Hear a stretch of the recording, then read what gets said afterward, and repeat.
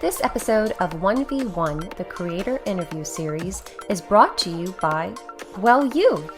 If you want to learn how to support this show and the Boss Rush Media family of podcasts, head over to patreon.com/bossrushmedia or search for us on the Patreon app on your smart device. Thanks for helping us build something better.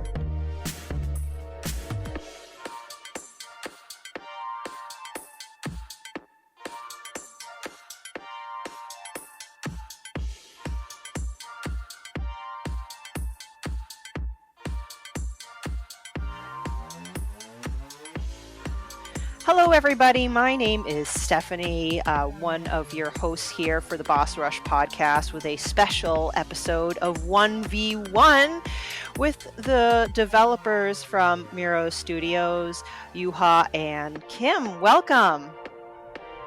Thank you so much. Glad to be here.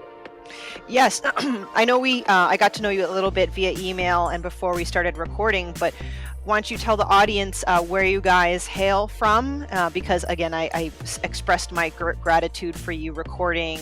It's 1 o'clock here on the East Coast of the United States, but for you guys, it's 8 o'clock. Yeah, that's right. You go ahead. Yeah, we are here at Finland. Basically, Helsinki area, the capital area. That's what. Helsinki is one of the, many places that is on my list to travel. I hear it's very beautiful. People are very happy there and just a lot of wonderful things I hear. And it's on my bucket list. Yeah, it's a great place for sure. Yeah, you should come and visit. It's a great place to live, I would say. Oh, absolutely. One of my, I'm just going to completely ask you an offshoot question. So I'm a big food person. So whenever I travel, like Switzerland, Germany, Italy, China, Taiwan, like every time I go somewhere, I primarily focus on the food that I may not be able to get in America. What's something that you would recommend that's a specialty over in Finland? I would say Karelian pie. Have you heard of Karelian pie? No, I haven't. Explain what it is. Okay, so it's called Karelian pie, and what it is, it's basically like rice porridge wrapped in a rye dough. So it's kind of like a pastry, but not really. And then the highlight is that on top of it, you add like a bunch of egg butters. And what egg butter is exactly what it sounds like. You just have butter and egg and you mix it together. And that's kind of the Karelian pie. On the bottom is almost like an excuse to be shoving egg butter in your face. Yeah, because that's what makes things delicious. Oh my goodness. Yeah. Oh, now I'm hungry. I probably shouldn't have asked that question, but thank you for entertaining me there. So again, this is 1v1. We do record these on occasion when we have the opportunity to speak with content creators, developers, publishers. I recently had an interview with Guillaume at Dear Villagers Publishing. I made a lot of connections at PAX East. And that's where I actually got to demo Doomblade, which we'll get into later, but I know that's your baby and we'll get into that. So that's how I have stumbled upon, you guys, and I wanted to get to know you, get to know your game, your process, because personally, out of the whole Boss Rush community, I am a huge fan of indie games. I like supporting smaller developers. I am a big Zelda fan, Nintendo, but other than that, kind of you have beautiful stuff. Yes. I have only junk. Yeah, gorgeous. I don't know about that because some of my family and parents would call this junk, unfortunately. Oh no, they don't know what they're talking about. I mean, that's Shield. What? I want that. Yeah, so they don't. Yeah, they don't know. They're missing out. Again, the Majora's Mask. Yes, Majora's Mask. So quick history, if you don't mind. I got to show my son, he is 7 now, so maybe like a year ago, the Ocarina of Time. And so he got to understand Zelda. And then ever since then, I didn't even make him. For Halloween, every year, I want to be Link for Halloween. I want to be Link for Halloween. So nice. I would dress up with him. At first, I was Zelda, but I didn't want to be a princess anymore. So one year I was Fi from Skyward Sword, and another year I was Skull Kid, and I wore that mask for Halloween. Oh, that's Nice. so cool. That's awesome. Yeah. Yeah. So, why don't we just get started, please? I know it's a very generalized statement, but tell me about you guys. Tell me about your history with game development. How you guys got to know each other and how you got started. Kim, go ahead. Oh, this time it's me first. Okay, well, for game No development, pressure. I don't have a history as long as Juha. So I've been making games professionally only in one company, and that is Muro Studios. Mhm. We've been around almost 10 years, but not quite. I think we founded in 2015 spring. So that what does it Yeah, make? 8 years. Uh-huh. yeah, yeah, Oh, you're coming and upon a major milestone. Congrats on. yeah, thanks, Yeah. thank you. Yeah, still alive. Our company. That's something. No, but so I met Juha at Aalto University. It's one of the bigger universities here in Finland, and there's like a game development master's program there. Mhm. So that's where we got together and started making games. And I think before Aalto, I hadn't made games much. A little bit. I have like a bachelor's in computer science, so in the last year, I think we made like a couple of games there, and that's where it kind of took off for me. Oh, that's great. Did you at least go into it with a passion for gaming? Like, what made you kind of shift gears and really truly pursue game development? Well, yeah, games have been a thing for me for a very long time. Again, not as long as Juha. Juha beats me at Oh, everything. come on. It's not like this is getting stupid. It is a competition, god damn it. And I'm losing. But no, when I was in first grade, we got the 8-bit Nintendo and the most magical gaming experience, The Legend of Zelda, the original one.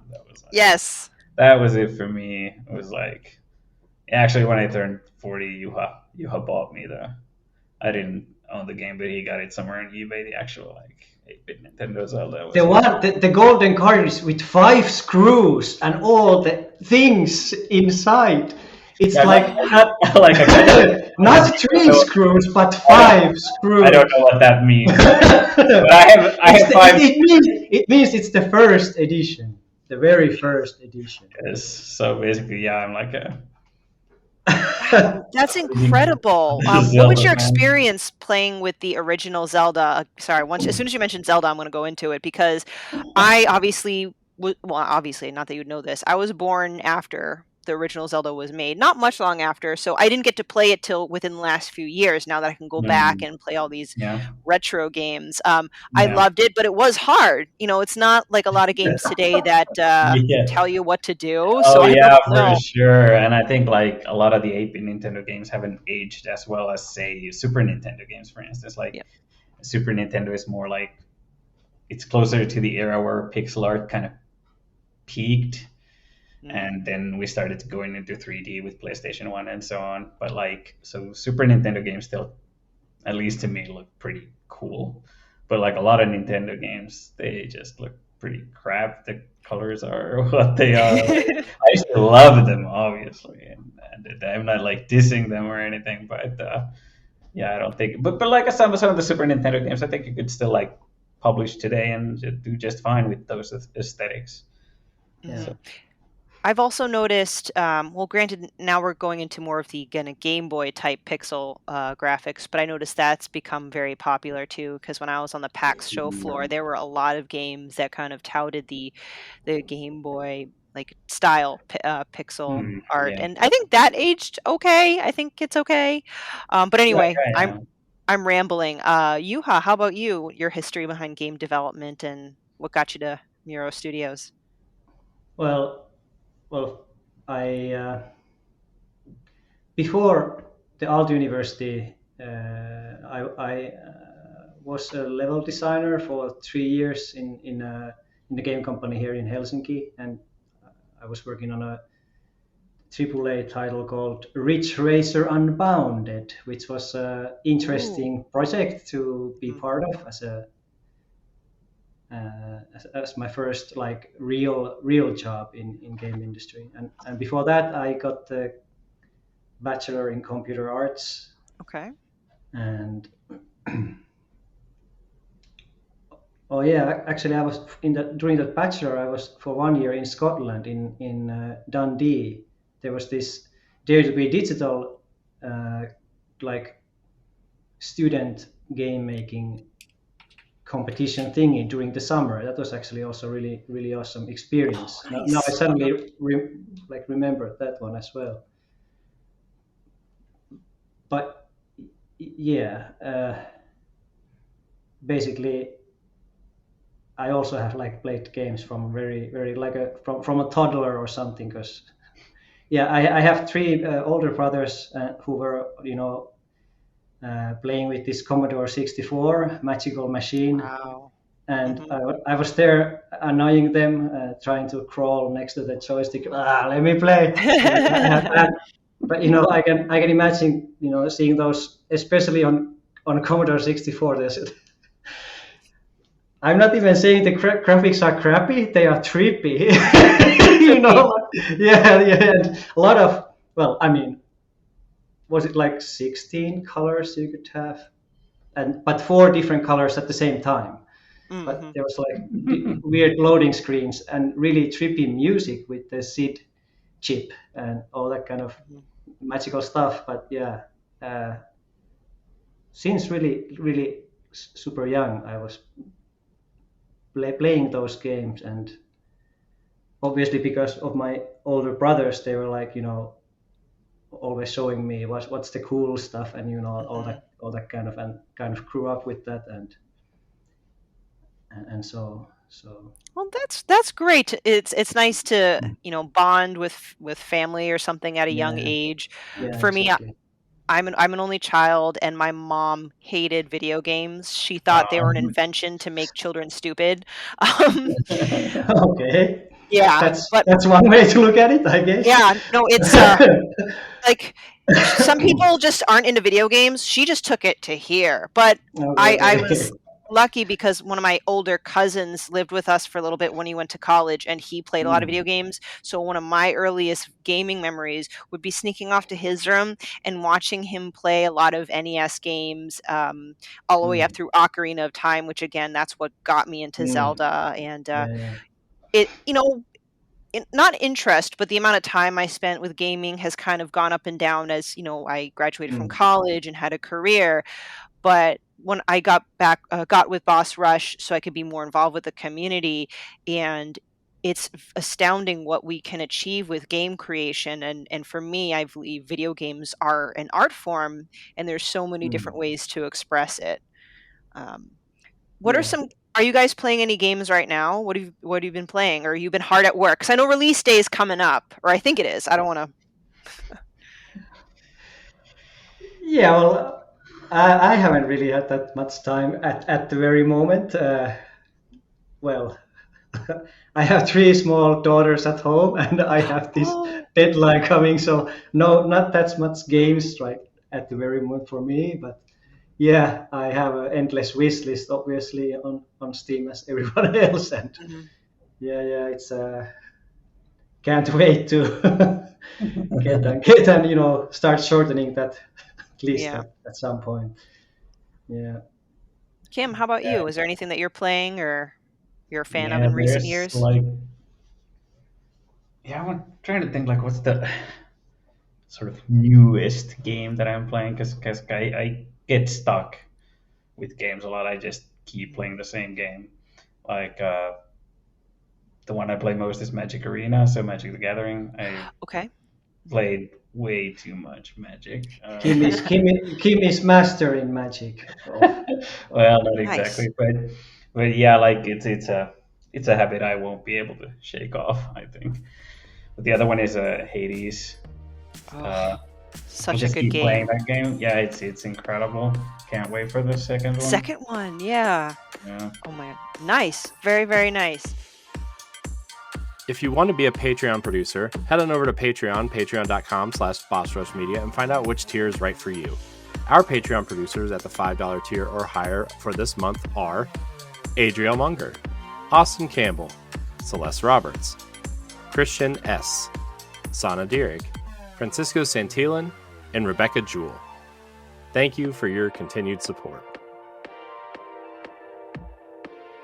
Well, shifting gears, let's talk about a day in the life of work for you, which I know is a kind of a general question because I'm sure it depends where in development you are with your project. But let's just say like months coming to your release date of a game. What is a day in the life of a dev? Which one? Well, Oh, it's your turn. It's your turn. you mean like what happens every day? Well, it starts at 6 a.m. With my 3-year-old daughter waking me up, and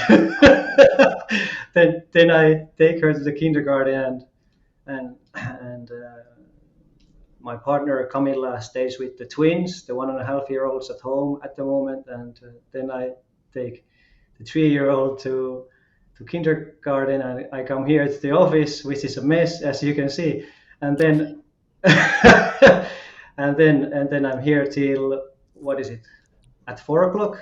Mm-hmm. It's trying to get the most out of it, develop what we still have time on Doomblade, and then I pick her up from kindergarten, have the family time, and maybe when they are asleep I come back here and do something. It's been quite a hectic time now these last weeks, but it can be a lot of fun, even though a bit crazy, but that's the every day. Gotcha. during these like crunch weeks. Okay. Do you guys work together in the same office space, or you do all things kind of remote and just call or ping each other? Mostly remote, but I don't live far away from the office. The office is really close to where Juha lives. That's how we kind of set things up, because he has the kids. So he really needed like a space away from home to work. Okay. So we kind of made it's like a 5-minute walk. Yeah. Oh, that's not bad. To the office, and for me it's like 5 minutes by bus, so it's not bad. But it's really good that we can have also face-to-face like here, and especially face-to-face. Yeah, especially the whiteboard is a magical place where design. Is that where ideas are born? Yes, that's the magic place. Yeah, but most of the time when Juha is getting up and stuff, I'm hard at work sleeping. Then I sleep some more, and then I sleep some more, and then I just get up, eat breakfast, and come to the computer. And but you are the one who keeps the game design ideas fresh by actually playing games at the moment, because I just don't have that time. I don't know what kind of someone has to do it. Magic the Gathering, but like I don't think that's helping. But I think we have discussed this before, because you have played so much the Magic. I think that must have really helped for your like design ideas and how you come up with. Oh yeah, for sure. It's kind of it helps with the game design brain for sure. Yeah. Nice. Well, you know what? I keep skirting around the actual like big topic, so I'm just going to go straight to it. And I'm pulling it up now, so viewers can get a good summary of it. So you guys are developing, putting your final touches, hopefully, on Doomblade, and I'm just going to read the summary here because I don't want to butcher it. Deep underground, Gloom Girl discovers Doomblade, a sentient weapon hell-bent on escape after eons in chains. Together, Doom and Gloom, I love that, embark on a vengeful quest to unlock the powerful abilities and destroy the Dreadlords once and for all in this 2D action Metroidvania. Sorry, that's my fault. So I just want to start off with, again, I demoed this at PAX. I'm trying to remember if this was the one where I had the option to use an Xbox controller, but I will say like it clearly is more meant for a PC, or at least it definitely felt more intuitive and natural on like a PC mouse and everything. I first of all love the art style. however you guys came up with that, which I do want you to talk about, that's fantastic. And the combat of which you control Doom Girl is incredible and very buttery smooth. So, with that intro, I'd like to just kind of get into the meat and potatoes of it. Tell me where the inspiration for the art design is, and also gameplay. Like, how did you decide on that methodology of how the character moves and interacts with the environment? I know that was a lot. Sorry. I'm just excited. That was a lot, yeah. Well, since you asked about art first, I can let Juha once again But start, if because Juha is the one behind the art. but but but if we go gameplay first, as we do, then I guess we should go to the core of things first. Why are you making this so hard, Juha? Well, if you insist, I guess that's kind So of I think it how would be a nice we, way to, yeah. how we think about it in the company is gameplay first. Yes, Hmm. that's kind of for sure. But this is like sounding like you're making yourself less important than you are, Juha. That's I'm not. that's so Finnish. That's so Finnish. No. I want to have the how it all, and then there's the art, and it's Oh yeah, okay. So I'm building it up for you. exactly. Okay, well, like we had in our previous games already experimented with these kind of new ways of combat design, new kind of design within combat and movement in 2D platformers. So we knew we wanted to do something like that. We kind of came to the conclusion that there's methods in these games are kind of under. Oh man, my English isn't working today. Oh, it's okay. I mean, it's the same. It's too. Oh, how can I say this in a positive way? Well, let's just put it this way: there's a lot of room for innovation, mhm. and we felt like we were doing something right with our previous game, so we wanted to do something bigger. No, I think that makes sense to me, because the way you're able to attack and move through the environment is it relies a lot on pinpoint precision, and it's fun. It makes me feel like I'm kind of floating here, there, and everywhere. I know this is a completely different analogy, but like, one of my favorite movies when I was younger was like Crouching Tiger, Hidden Dragon, just because the movement was always so fluid, and you're just always. And I'm also a karate nerd, but obviously not like the same genre or anything, but the fact that you can maneuver your mouse and direct your character to slice through enemies but continue moving on, it just felt very natural and intuitive. No, yeah, I'm like super happy that you came up with an analogy like that, because like that's exactly what we were going for. That you have this freedom, and yeah, I know what you're talking about with the Crouching Tiger and Hidden Dragon like that. That's kind of how I wanted it to feel. The inspiration wasn't really actually there. It was actually in Attack on Titan, because in that one they move freely with those. I wonder what you call those things. They're wires or whatever, but like. So they shoot these wires on Titans, and then they kind of fly through the air. So it's pretty similar. They can kind of fly through the air and do these melee attacks. So we wanted to do something like that. But the kung fu we're looking at is actually closer to it, because we're not using wires. Right. Kung fu actors, presumably. But yeah. Anyway. You mentioned.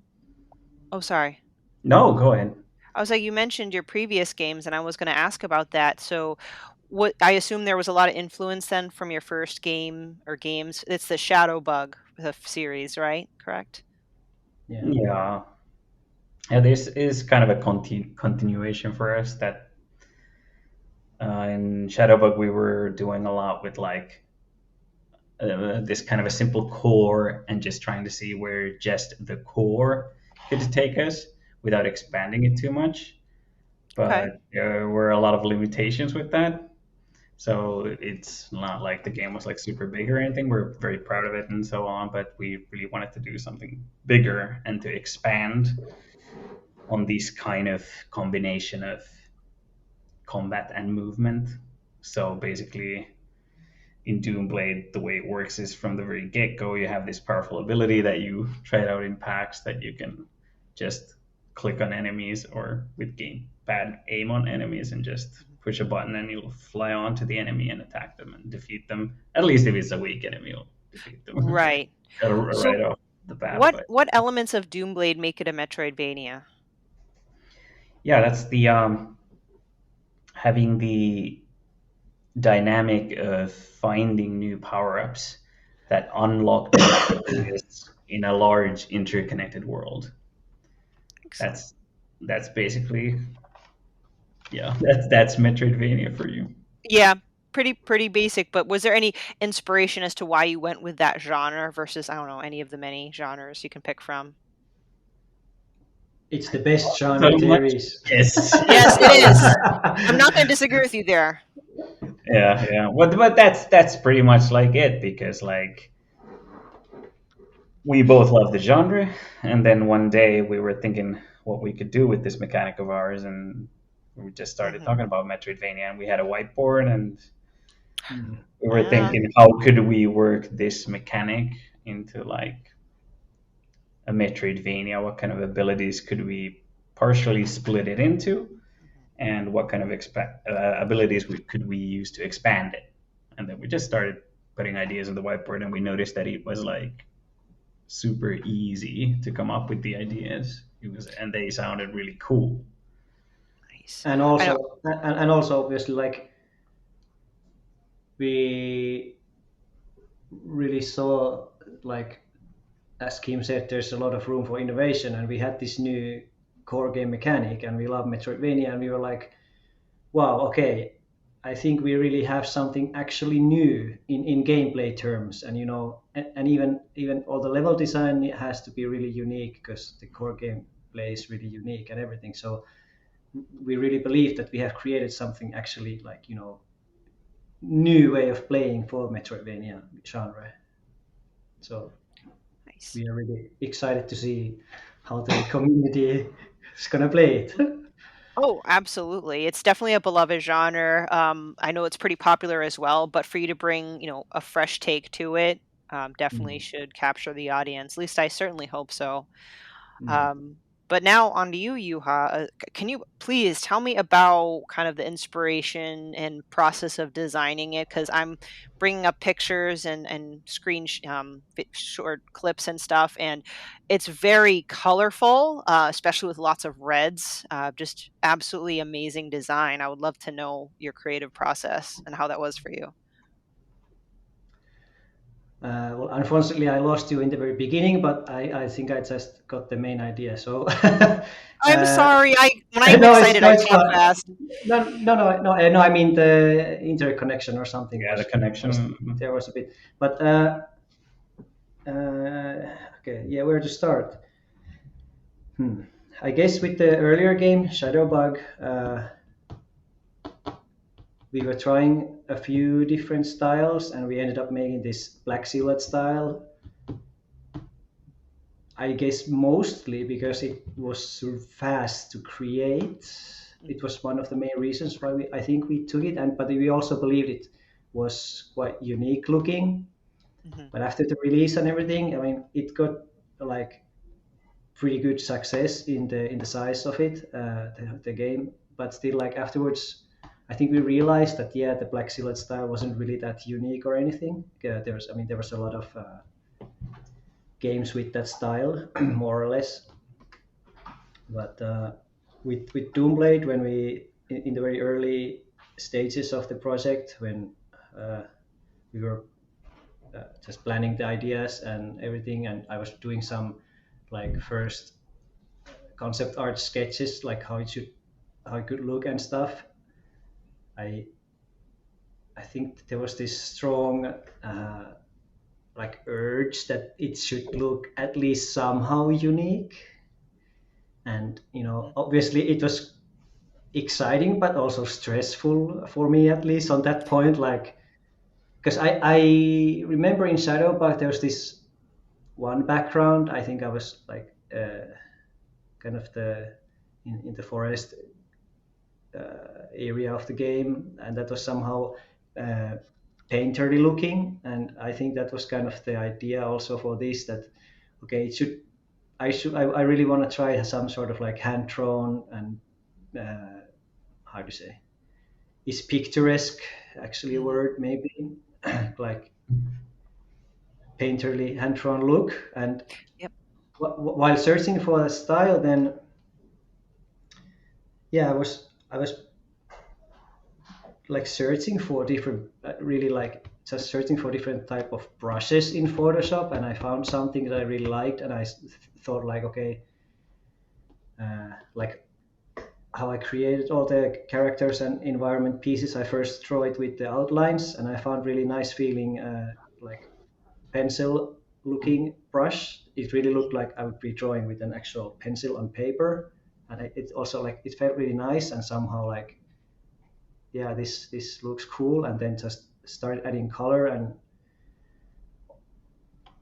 yeah, I don't know if like if there's any sort of magic thing. It just came out of after a few tests and different brushes that I felt like, okay, this looks nice and something I want to continue with. And also obviously Kim liked the because I made this one like three-headed dog creature. It was kind of like, what is it, Kerberus? Oh, with, yeah. with this kind of like robotic. So it was this kind of cyborg Kerberus. Is that how you pronounce it in English? Maybe. But Close. Yeah. Cerberus, yeah, Kerberos. yeah, Yeah. yeah. Anyway, so it was like because we knew there could be something evil sci-fi but still fantasy in Doomblade. I mean, it was a big mess in so early days, the vision, but I think that was some kind of like point when the art style got like made, when I made that character, because there was also really a lot of the technicalities, how I wanted to create and animate the creatures in Doomblade, and that also happened on that one. Now with Doom Girl and the Blade, did those particular character creations after the trial and error, was that born from the whiteboard? Were you guys just tossing ideas back and forth, or were you just designing and passing them along to Kim? Yeah, that's the main character is a interesting story, because for a long time we had something similar as the main character as in Shadowbug, Okay. this kind of ninja bug thingy with the, but at some point we started thinking more about the actual like branding. Like the name of the game is Doomblade, so what would that actually mean in terms of visuals and lore and music and all that like artsy stuff. Mhm. And I think, did we have Andrew already when we started planning Gloom Girl? No, I think we first made. I think we first designed the character, and then after, our game writer Andrew actually made the name Gloom Girl and Gloomlings and all that cool lore he came up with. But I think I got lost what we were actually talking about. No, it's okay. I just found the main character very interesting because, when she gets the Doom Blade, there's obviously that thirst for revenge and stuff like Mm. that. So part of me is starting to already think, oh my goodness, is this going to actually end up being bad? Like, is the Blade going to, I don't know, like turn around and betray her, or something's going to happen? So Mm. it's a very interesting concept. I'm wondering if there's any consequences to their partnership throughout the game, or maybe not a bad consequence. Maybe it's a good consequence and they grow together. So I'm sure you don't want to spoil it, but that leads to my question, what, as the creators of this game, what's your number one or top things that you want players to get from Doomblade? Do you, Kim, want to start this time? Well, I mean, I feel like I might be repeating myself a little bit, but like I really just, for the main thing for me is to deliver a cool new way of playing Metroidvania. So basically, the core game mechanic, that's what I'm most excited about. That's what I want people to, from the very first fight, be like, like, okay, this is something different. Now you can, Mhm. and hopefully that they'll be like, this is awesome. And one of the things I also kind of want is that maybe in the first one fight they're gonna think like, this game is so easy if you can just kill everybody like this. But then when they get into say the next fight, it's not gonna be that easy. Oh, It's okay. that's kind of I'm kind of hoping Mm. for reactions like that. So for me, it's kind of the biggest hopes are in the game mechanic stuff. Okay. Yeah, well, now I'm like super intrigued because I only got to play such a short amount of it. Now I'm interested to see how the enemy difficulty or enemy type will change. Um, Mm. what's your ballpark like amount of gameplay hours you think would take an average player to complete Doomblade? That's a really hard question for us. Oh, okay. Yep. We we Yeah, have but like, some. I want you. Do you remember what QA said? Was it I something think like QA said something from 12 to 15 hours. Their yeah, first playthrough. yeah, Okay. something like that? But I mean, it surely depends a lot on the player. Like Mm, if you are really, you know how Metroidvanias go, or yeah. if you're a hardcore gamer, I think it can be faster, obviously. Yeah, But but then again, on the other hand, like if you yeah, really are into Metroidvanias, it can also take longer because then you yeah, have the Metroidvania way of playing, which is like every corner needs to be explored and you yeah. need to That's Exactly. find every goddamn secret. yeah, Okay. that 100% needs Yes. to be done. Mhm. All right. Well, just trying to think. We're covering a lot of ground already. Well, again, I want to bring PAX back into it. Was this the first time your games have been displayed at PAX, or has this been? Have you been have your games displayed at PAX before? Like, how was that experience? Well, unfortunately, the developers, like I mean, me and Kim, Mhm. we didn't have the chance to be at PAX, so because we were just super busy this whole Of course. spring developing everything we just can with the time we have. So the publisher was there Yep. showcasing the Doomblade for us at PAX. But we were with our last game at PAX. It was like in Well, 2016 or Juha something. was. Yeah, yeah. And it was yeah. I was there alone with Shadowbug, and it was a interesting thing to have for 3 days. But yeah, fortunately there was this kind like staff people who actually, I just asked them, could you please check that nobody takes my computers or whatever. I can go and have a break or something. It was Hmm. they were really like helpful and kind people there helping. So it was actually pretty okay. But obviously 3 days talking with so many people, it's a lot.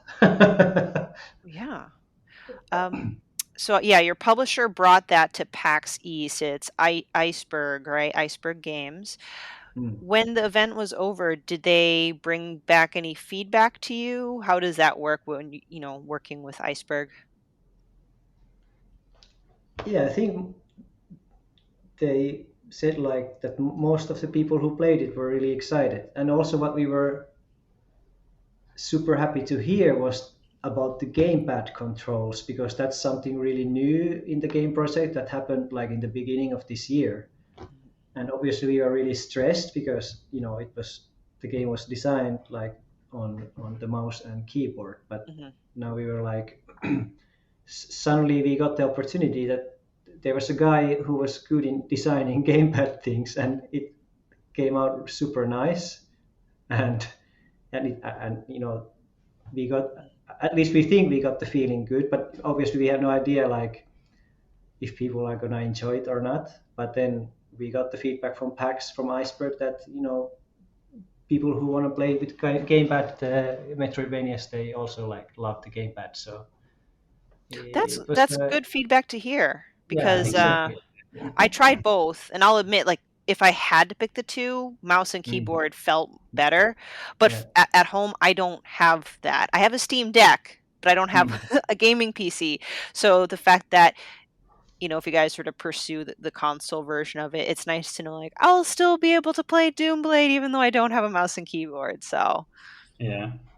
Yeah, and to be honest, after playing it with mouse and keyboard, it felt super awesome to be able to sit on the couch and play it on big screen, and it actually feels awesome. So it's I'm like super happy that we have those both, and they Yes. feel really smooth. absolutely. Speaking of conventions, I believe Gamescom is late summer. Is it in Germany, I think? I'm trying to see where it's going Yeah, to be this year. Köln. Köln. I don't know how do you pronounce it. Yeah, it's there. Are you guys going to that one or going to have your game displayed there? We were actually last year. I don't Okay. know. I'm not sure. Are we going this year as well? We'll see. Okay. Well, again, that goes with the time period. So why don't you just tell me, like, is the official release date set in stone for Doomblade? Because I know the Steam page says May 31st, I think. Yes, it's gonna happen soon.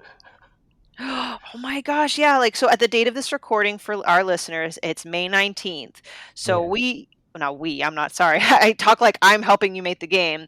You guys, You're already part of the team. yes, I'm cheering you on.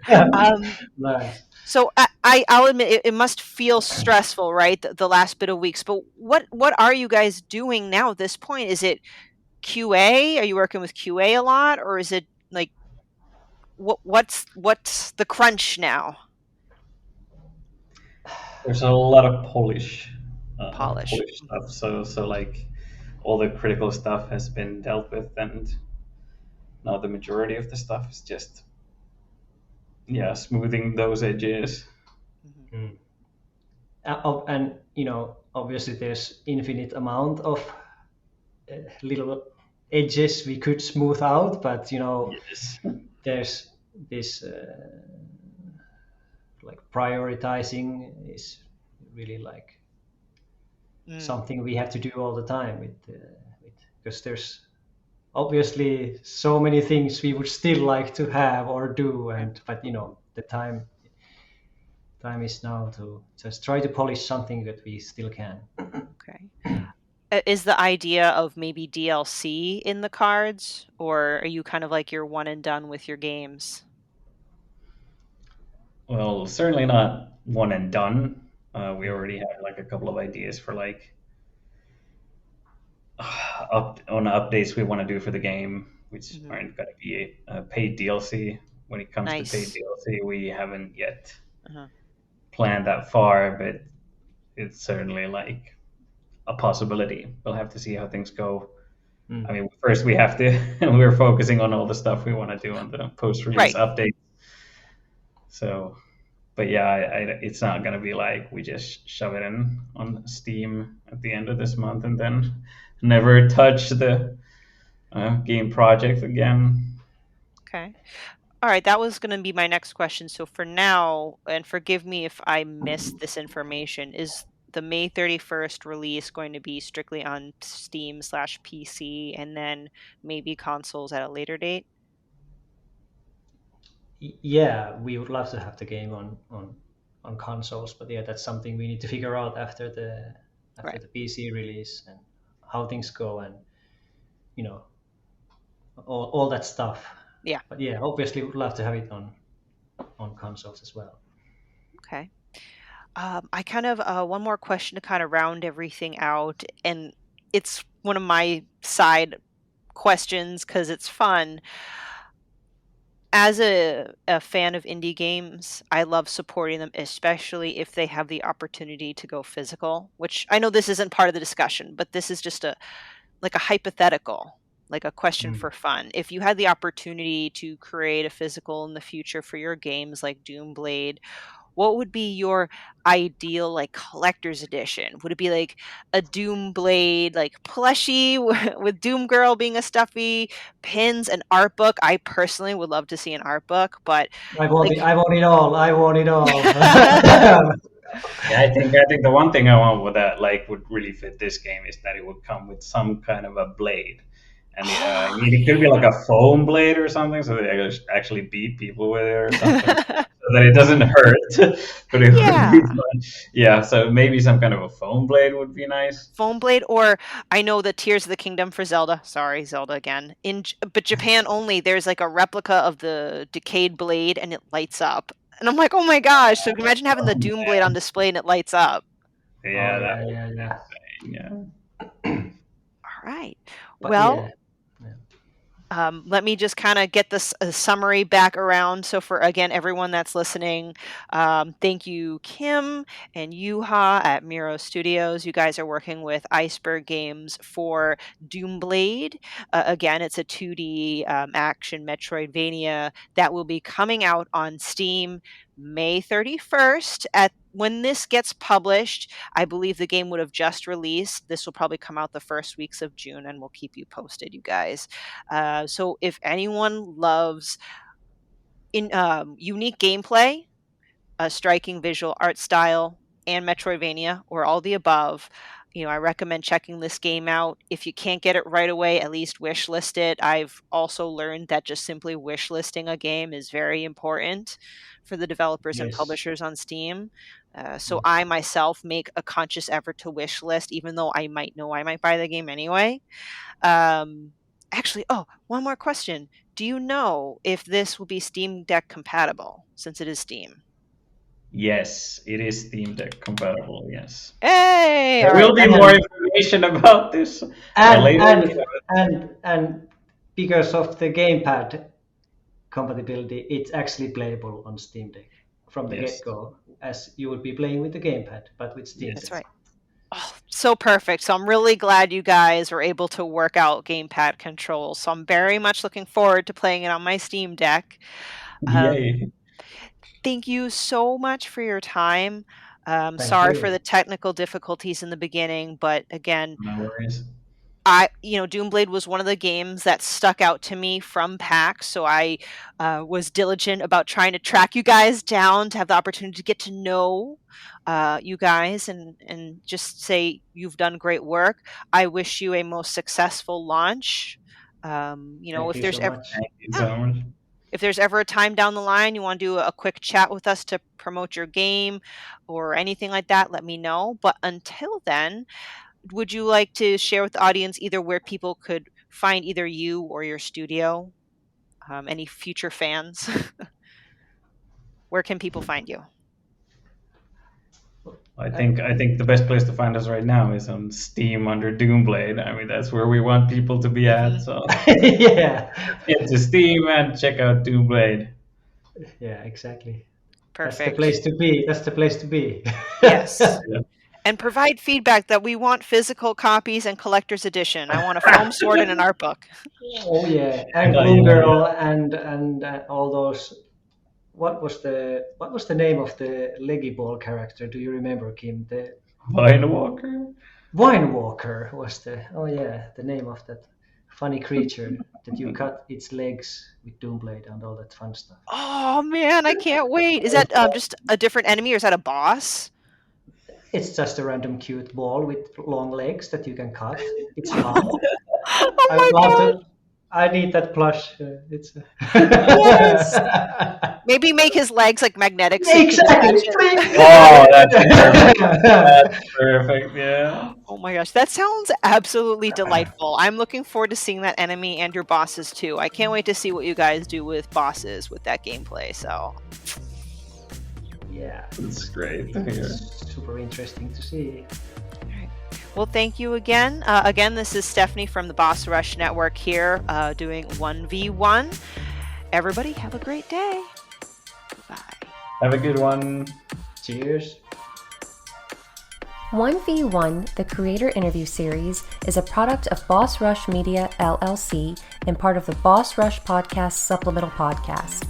This show is hosted by Celeste Roberts. You can also hear interviews from other Boss Rush Media members on your favorite podcast app or on YouTube. You can find me on Twitter and Instagram at FairyCrypt.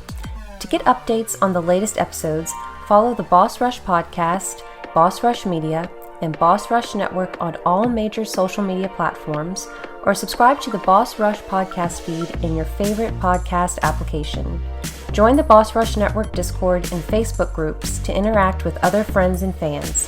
Thanks for listening, and we'll see you next time.